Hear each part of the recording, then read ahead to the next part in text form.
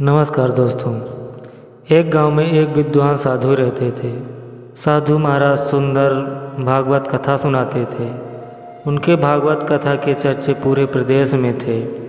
दूर दूर से लोग उनसे भागवत सुनने के लिए उन्हें बुलाते थे। साधु महाराज बहुत सीधे स्वभाव के थे। भागवत कथा सुनने के लिए कुछ नहीं लेते थे। अपनी मर्जी से जो कोई कुछ दे देते उसे लेकर घर आ जाते। साधु महाराज एक छोटे से घर में रहते थे और दिन भर भगवान का भजन करते रहते। उनके घर के पास एक छोटी चिड़िया पेड़ पर घोंसला बनाकर रहती थी। वह दिन रात साधु महाराज के भजन सुनती रहती। जब साधु महाराज किसी गांव में भागवत सुनाने जाते थे, वह चिड़िया भी उनके पीछे पीछे चली जाती और जहां महाराज भागवत सुनाते, एक पेड़ पर बैठकर कथा सुनती थी। जब कथा समाप्त करके घर आते, वह भी पीछे पीछे अपने घोंसले में वापस आ जाती। एक दिन साधु महाराज बीमार पड़ गए। उनसे उठा भी नहीं जा रहा था। गांव के वैद्य जी दवाई देकर गए, जिन्हें साधु महाराज खाकर सो रहे थे। तभी उन्हें बहुत प्यास लगी, लेकिन उनके अंदर इतनी शक्ति नहीं थी कि वह उठकर पानी पी सकें। साधु महाराज चिल्ला रहे थे, मुझ प्यासे को कोई पानी पिला दो, नहीं तो मैं प्यास से मर जाऊंगा। उस चिड़िया ने साधु महाराज की आवाज़ सुनी और खिड़की से घर के अंदर आ गई। उसने देखा एक गिलास में पानी रखा है, लेकिन साधु जी नहीं पहुंच पा रहे थे।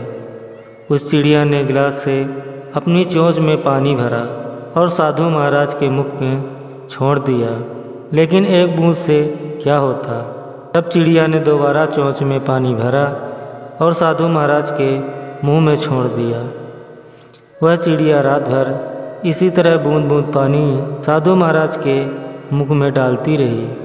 यह देखकर साधु महाराज की आंखों में आंसू आ गए और उन्होंने कहा, किस किस रूप में अपने भक्त की मदद करते हैं। आज मेरे प्रभु ने चिड़िया के रूप में मेरी जान बचाई। इस नन्ही चिड़िया ने रात भर पानी पिलाया, नहीं तो आज मेरे प्राण निकल जाते। सुबह वह चिड़िया अपने घोंसले में आराम करने लगी। इधर साधु महाराज बिल्कुल ठीक हो गए।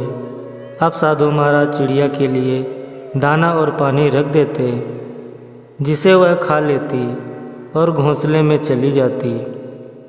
एक दिन साधु महाराज चिड़िया के घोंसले के पास जाकर कहा, छोटी चिड़िया, मैं भागवत सुनाने दूर गांव जा रहा हूँ।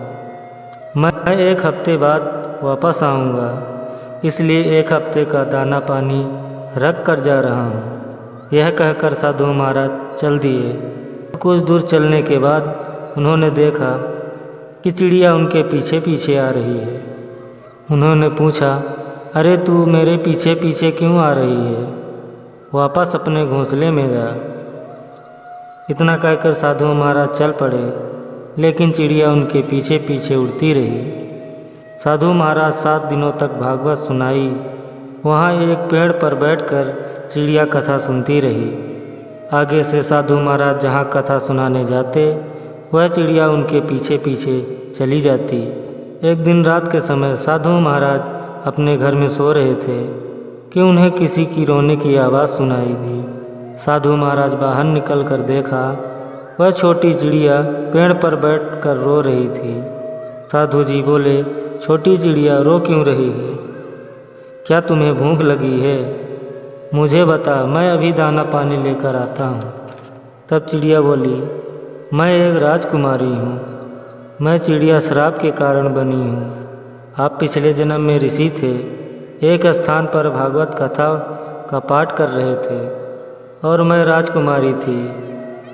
मैं घूमते हुए उसी स्थान पर पहुंच गई जहां आप भागवत कथा सुना रहे थे। मैं ऋषि को कभी नहीं देखा था और आपको देखकर ज़ोर ज़ोर से हंसने लगी, जिसके कारण आपकी भागवत कथा में रुकावट पड़ गया, जिसके कारण आप क्रोधित हो गए और मुझे श्राप दे दिया कि मैं एक चिड़िया बन जाऊं और किसी पर हंस ना पाऊं। तब आपसे मैंने श्राप से मुक्ति पाने का मार्ग पूछा। तब आपने कहा था कि अगले जन्म में मैं साधु बनूंगा और मैं भागवत कथा सुनाया करूँगा।